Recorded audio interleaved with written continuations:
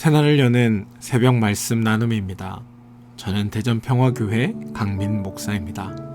오늘부터 저희는 출애굽기 말씀을 가지고 함께 나누도록 하겠습니다. 오늘 함께 나눌 말씀입니다. 출애굽기 1장 5절로부터 11절까지 말씀입니다. 야곱의 허리에서 나온 사람이 모두 70이요 요셉은 애굽에 있더라.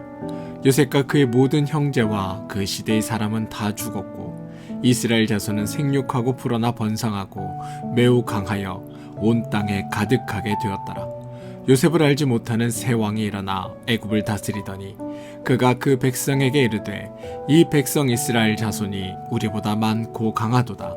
자, 우리가 그들에게 대하여 지혜롭게 하자. 두렵건대 그들이 더 많게 되면 전쟁이 일어날 때에 우리와 대적과 합하여 우리와 싸우고 이 땅에서 나갈까 하노라 하고 감독들을 그들 위에 세우고 그들에게 무거운 짐을 지워 괴롭게 하여 그들에게 바로를 위하여 국고성 비돔과 람셋을 건축하게 하니라. 출애굽기 1장 5절로부터 11절 말씀입니다. 오늘 우리는 출애굽기 전체의 이야기에 들어가기에 앞서 애굽과 이스라엘 그리고 하나님께서 세우신 세상의 모든 질서에 대해 좀 한 가지 중요한 이야기를 나누고 내일부터 본격적인 말씀으로 나아가게 되길 소망합니다. 많은 사람들이 출애굽의 이야기를 들을 때 이런 질문들을 합니다. 애굽과 이스라엘, 누가 누구를 위한 것입니까? 어떤 사람은 애굽이 이스라엘에게 은혜를 베풀었다라고 말합니다. 야곱의 가족 70명이 기근을 피해 애굽에 내려왔을 때 애굽이 그들을 받아주었고 애굽의 보호 아래에서 이스라엘이 큰 민족으로 성장할 수 있었기 때문에 애굽이 이스라엘에게 은혜를 베풀었다라고 말하는 겁니다. 반대로 어떤 사람들은 이스라엘이 애굽에게 은혜를 베풀었다라고 말합니다.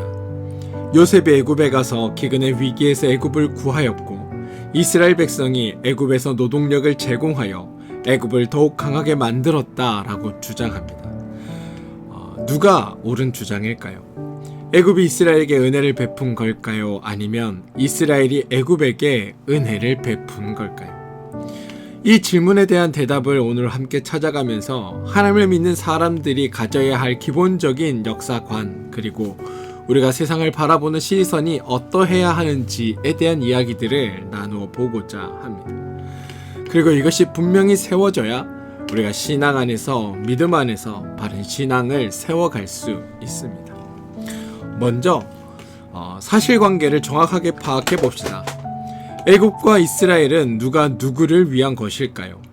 애굽이 이스라엘에게 은혜를 베풀었다라는 게 사실일까요? 아니면 이스라엘이 애굽에게 은혜를 베풀었다라는 게 사실일까요? 한편으로는 애굽이 이스라엘에게 은혜를 베푼 게 맞습니다. 야곱의 자손이 애굽에 들어갈 때에는 애굽이 큰 나라였습니다. 야곱이 애굽으로 이주할 시기에 애굽도 기근으로 인해 멸망의 위기에 처해 있었습니다. 다행히도 요셉을 통해 애굽이 멸망의 위기를 벗어나게 되었고 더욱 강성한 나라가 되었습니다. 강성한 애굽의 보호 아래 이스라엘은 생육하고 번성하여 민족으로 자라나게 되었습니다. 비록 잠시 기근이 있었을지라도 애굽은 당시에 강대국이었습니다.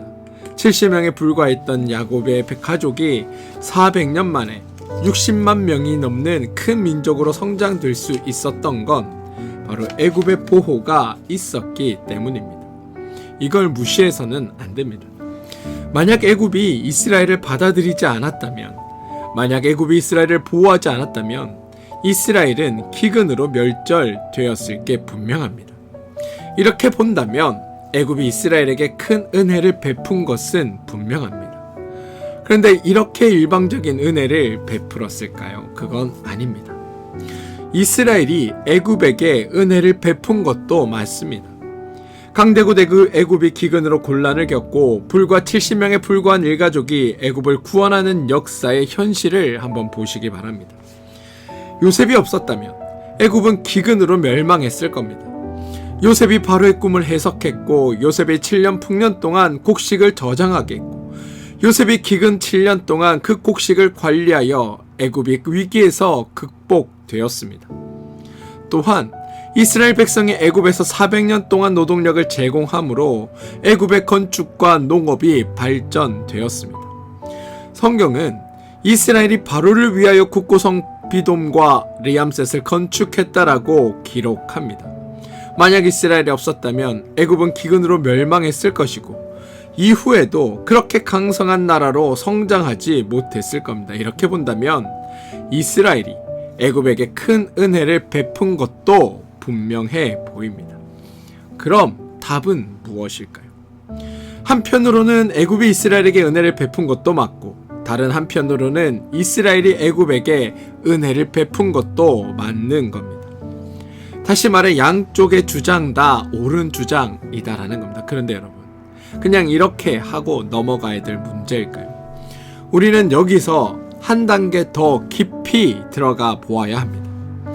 하나님을 믿는 사람들의 역사관 또는 그들의 역사의식과 하나님을 믿지 않는 사람들의 역사관 또는 역사인식의 차이가 있다는 것을 우리는 알아야 합니다. 하나님을 알지 못하는 자들, 다시 말해 우리가 흔히 이야기하는 불신자라고 부르는 이들은 하나님을 믿지 않습니다. 그리고 하나님의 일하심을 전혀 고려하지 않고 살아가는 사람입니다. 그러므로 불신자들은 애굽과 이스라엘의 관계를 볼 때 누가 누구에게 은혜를 베풀었는 그 사실만 따집니다. 애굽이 이스라엘을 도왔는지 이스라엘이 애굽을 도왔는지 이것만 생각한다는 겁니다. 그런데 여러분, 성도는, 우리는 하나님을 믿는 자들 아닙니까? 하나님의 일하심을 인정하는 자들 아닙니까? 그래서 애굽과 이스라엘의 상호 관계에 대해서도 하나님의 일하심이 있다는 것을 전제로 이 사건들을 바라보아야 한다는 겁니다. 성도는 애굽이 이스라엘을 도왔다 혹은 이스라엘이 애굽을 도왔다라고 말해서는 안 됩니다. 성도는 하나님이 애굽과 이스라엘 양쪽을 다 도우셨다라고 말해야 합니다. 그리고 더 나아가 하나님은 모든 세상의 창조주이신 하나님이시다라는 걸 고백해야 합니다. 애굽이 이스라엘을 무조건 키웠다라고 말해서도 안 되고 이스라엘이 애굽을 무조건 건져냈다라고 말해서도 안 됩니다. 성도는 하나님이 그 모든 과정을 이끄셨다라는 것을 먼저 이야기해야 합니다. 기근으로 멸망 위기에 처한 애굽을 요셉을 통해 극복하게 하신 것이 하나님이시다. 애굽에게 번성함을 주셔서 이스라엘의 삶의 터전이 되게 하신 것도 하나님이시다. 이 사실을 같이 고백할 수 있어야 한다라는 겁니다. 구체적으로 좀 살펴볼까요? 요셉이 애굽에 가게 된 건 누구의 계획입니까? 요셉의 형들이 요셉을 미워하여 노예로 팔았지만 그 뒤에는 하나님의 계획이 있었습니다. 창세기 45장 5절에서 요셉은 형들에게 이렇게 말합니다. 당신들이 나를 이곳에 판 것을 근심하지 마소서, 한탄하지 마소서. 하나님이 생명을 구하시려고 나를 당신들보다 먼저 보내셨나이다. 요셉이 바로의 꿈을 해석할 수 있었던 건 누구의 지혜입니까? 요셉 자신의 지혜입니까? 그건 아닙니다. 창세기 41장 16절에 요셉은 바로에게 이렇게 대답합니다. 이는 내게 있는 것이 아니라 하나님이 바로에게 편안한 대답을 하시리이다. 하나님이 요셉에게 지혜를 주셔서 바로의 꿈을 해석하게 하신 것입니다. 7년의 풍요와 7년의 흉년은 누구의 섭리일까요? 자연현상 때문에 그런 일이 발생한 걸까요? 아닙니다. 하나님이 애굽과 이스라엘을 위해 계획하신 것입니다. 하나님이 애굽을 기근의 위기에서 구원하시기 위해, 그리고 이스라엘을 애굽으로 인도하시기 위해 풍년과 흉년을 주신 겁니다. 야곱의 가족이 애굽으로 내려온 것은 누구의 인도 때문일까요?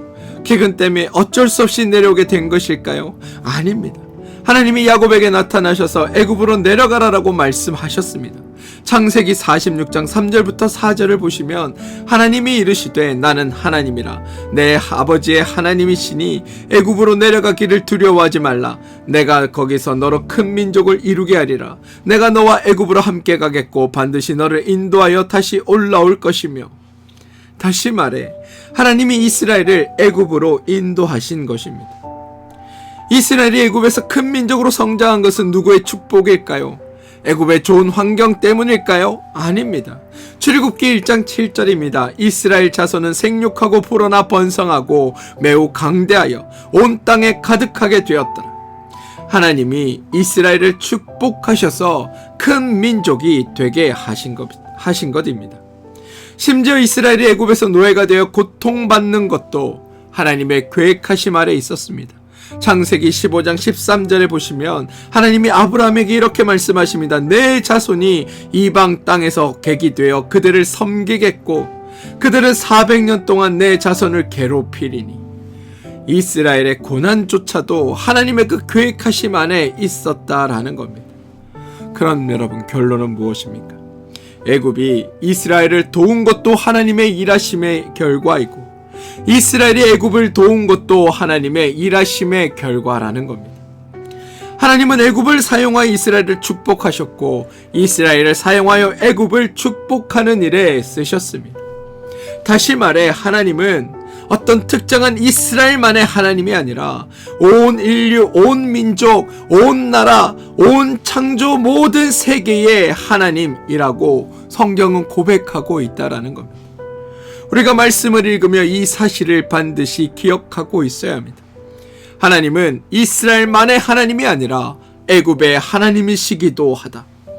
하나님은 나만의 하나님이 아니라 모든 인류, 모든 피조물의 하나님이시다. 하나님은 모든 민족을 사용하시고 모든 민족을 위해 일하시는 분이 우리의 하나님이시고 이 땅에 살아가는 모든 피조물들이 하나님 안에서 복되고 행복해지는 것을 위해 오늘도 일하시는 분이 하나님이시다. 이게 하나님을 믿는 우리의 전제여야 한다라는 겁니다. 이게 성도의 역사관입니다.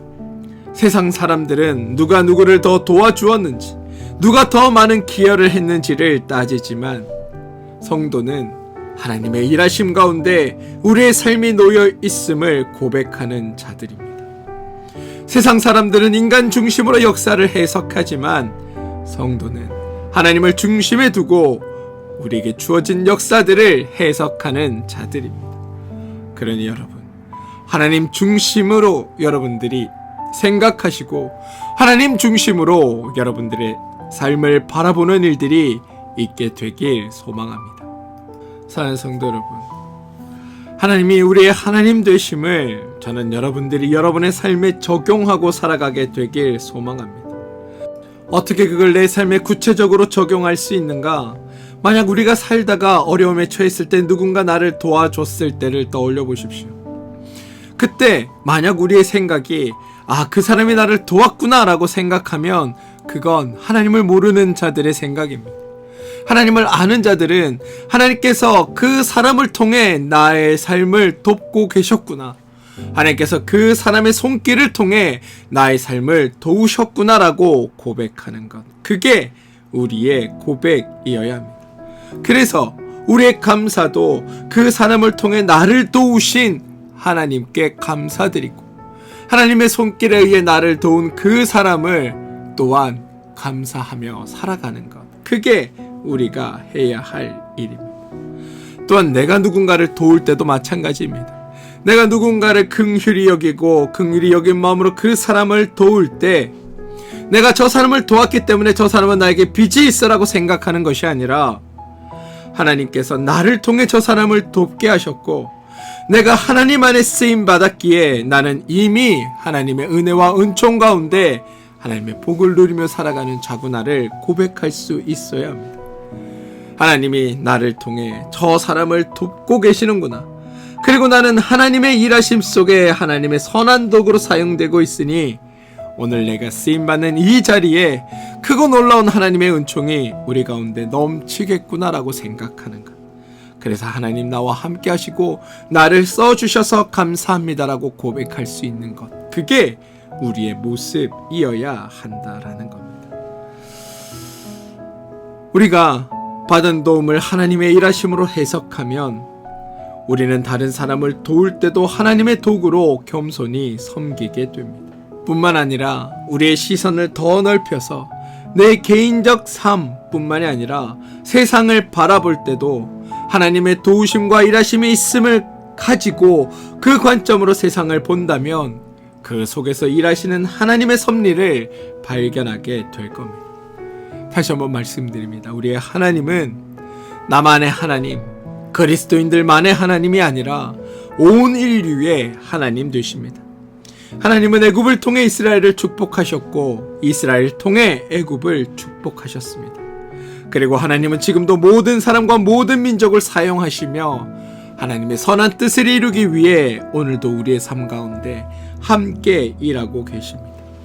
저는 오늘 여러분의 삶을 이끌고 인도하시는 하나님의 섭리와 일하심을 발견하고 나의 시선이 나 중심이 아니라 하나님의 기준과 하나님의 관점에서 하나님의 역사관을 가지고 이 세상을 바라보며 그곳에서 발견하게 되는 하나님의 놀라운 섭리 가운데 내가 있음을 깨닫게 되는 믿음의 성도 되어 주시길 주님의 이름으로 축원드립니다.